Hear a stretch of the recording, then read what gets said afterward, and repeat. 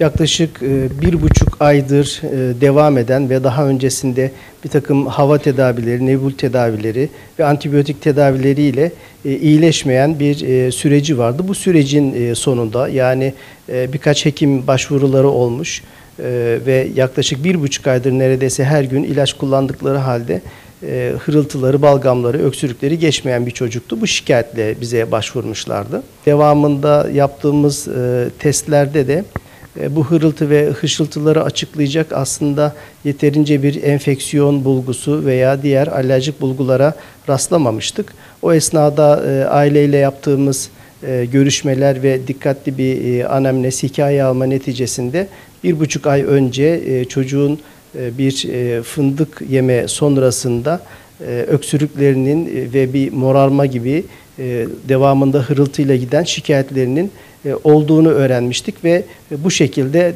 yola çıktık diyebiliriz.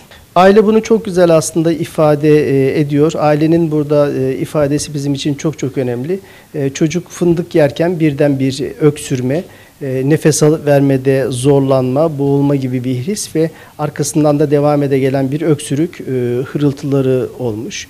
Ailenin bize bunu tabii ki bu kadar net beyan etmesi oldukça önemli. Bazen bu kadar net beyan edilmeyen durumlarda olabiliyor. Yabancı cisimler şayet metalik karakterde ise akciğer grafilerinde kendilerini gösterebiliyorlar.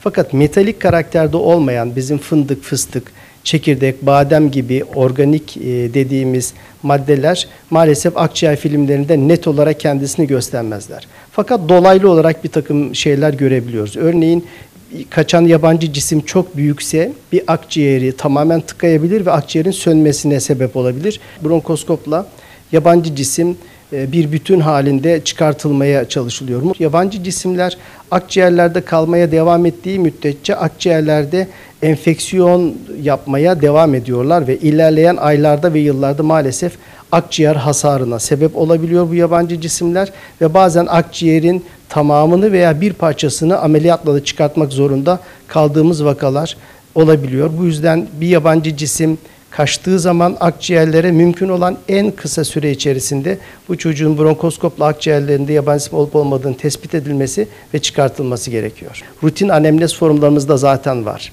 Zaten aile belirtmese bile bunu soruyoruz. Bu hikayeyi almak çok çok önemlidir. Çocuk sağlığı ve hastalıkları takip ve izleminde aileyle birlikte güzel bir işbirliğiyle çocuğun işlemini gerçekleştirdik ve sonrasında tabii ki aile de bundan son derece memnun oldular. Kendilerine de hatıra olarak o fındık parçasını geri verdik. Akciğer grafisinde gerçekten hekimlerin çok dikkatini çekecek bir akciğerde sönme veya şişme olayı gerçekten olmamış. Filmde kesinlikle hiçbir şekilde bir bulgusu yok. Fındığın kendisi zaten filmde belli olmuyor. Ve akciğerlerde herhangi bir sönme veya bir şişme dediğimiz havalanma artışı da yapmamış.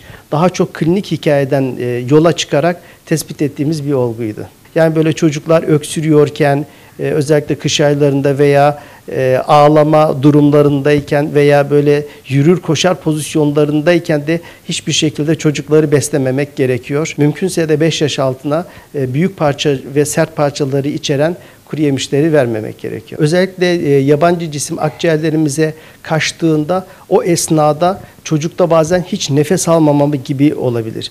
Morarabilir ve nefesi tamamen durabilir. O zaman da mutlaka çocuğun yaşına uygun bir şekilde hemlik manevraları dediğimiz o ilk manevraları yapmak lazım. Fakat bu manevralar yabancı cismin kaçtığı veya şüphelendiğimiz ilk dakikalar içerisinde yapılması gereken manevralardır. Olayın üstünden dakikalar geçtikten ve çocuk sakinleştikten sonra kesinlikle bu manevraları yapmıyoruz. Yani kardeşleri var. Onlar mutfakta fındığı yemişler. Muhtemelen masanın üzerinde bırakmışlar. Yani gündüz ben de görmedim evde ne olduğunu. Bu da tabii orada masanın üzerinde görünce fındığı gidip doldurmuş ağzına. Çocuk da hani şeydir, bir tane yemez ki, bu 3-5 tane atıyor ağzına. O şekil hanım görmüş. İşte onu ağzından çıkartmaya çalışırken derken o arada öksürme başlamış yani. Şimdi şöyle bir küçük boğulma tehlikesi geçirdi. İşte ben akşam eve geldiğimde bir hırıltı ve öksürük fark ettim. İşte film çekildi. İşte normal işte bu işte iğnedir. Mesela ilaç vesaire rahatlatma hava Onlar verildi.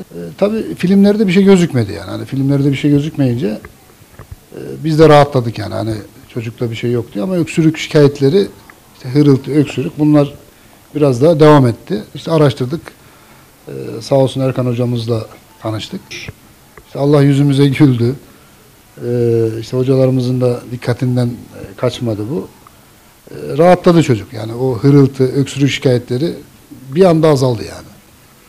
Geceleri mesela çok öksürüyordu. O şikayet gitti. Ben dinlerdim çocuğu, böyle hırıltı vardı. O da gitti. Yani şu an iştah yerine geldi, canlandı. Çocuk tekrar şey oldu yani, normale dönmeye başladı yani. O kadar dikkat etmemize rağmen, hani fındık fıstık gibi şeyler ezerek yedirirdik biz. Açıkçası buna dikkat etmelerini tavsiye ederim. Bir de hani boğulma şüphesi varsa, hani bir akciğere bir şey kaçma şüphesi varsa, o şüphe tamamen akıldan gidene kadar onu takip etsinler yani.